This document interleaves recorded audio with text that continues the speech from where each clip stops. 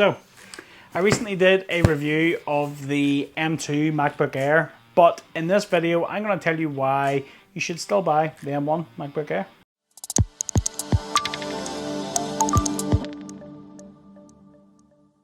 What's up guys, welcome back to Michael's Tech Talk. So if you are in the market for a laptop and you are looking at buying an M2 MacBook Air, watch this video because you might just be able to do the exact same things that you're going to do in an M2 with an M1.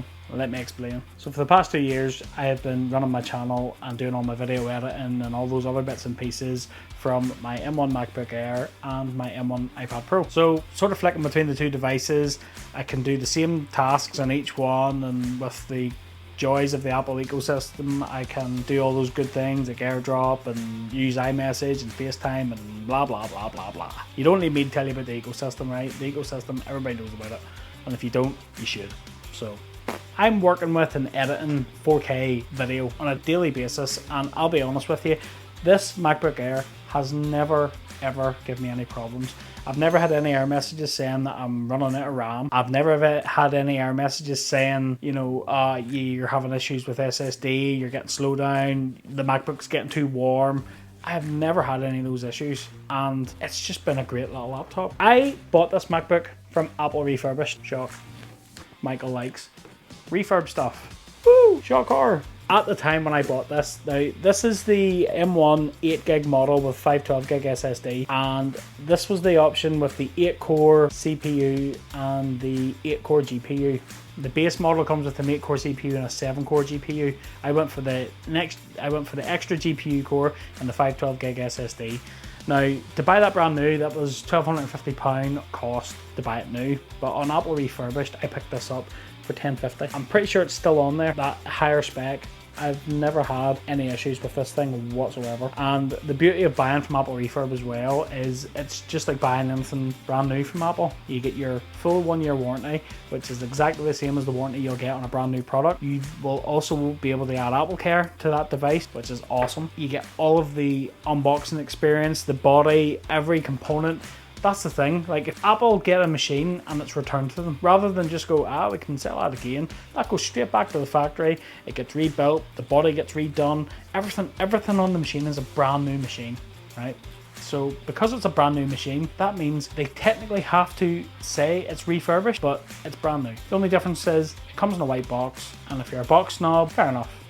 Personally for me, first thing I do about a box is throw it out sometimes. Don't look on my shelf. Anyway, there's bargains to be had here, and look, even doing a quick Google online, you can get good grade A refurbished M1 MacBook Airs for between £800 and £900. That is a bargain, an absolute bargain when you consider the power that you're getting in an M1. You get 2 USB-Cs, you get Thunderbolt 4, you get a headphone jack. Unfortunately, you will get a downside when you have to charge it, you will use one of those ports. But there is tons and tons of USB-C Thunderbolt hubs. I have an Anker one, and it has USB-Cs, it's got HDMI, it's got Ethernet, card readers, all sorts of stuff. Bosh, Bob's your uncle. The screen's still decent. 13.3-inch display, 400 nits peak brightness. It's okay, it's not groundbreaking, it doesn't have ProMotion 120Hz, blah blah blah, but again, it does what it says in the tin. 90% of the time when I'm editing, I'll not be using this screen anyway because I'll have it plugged into my monitor.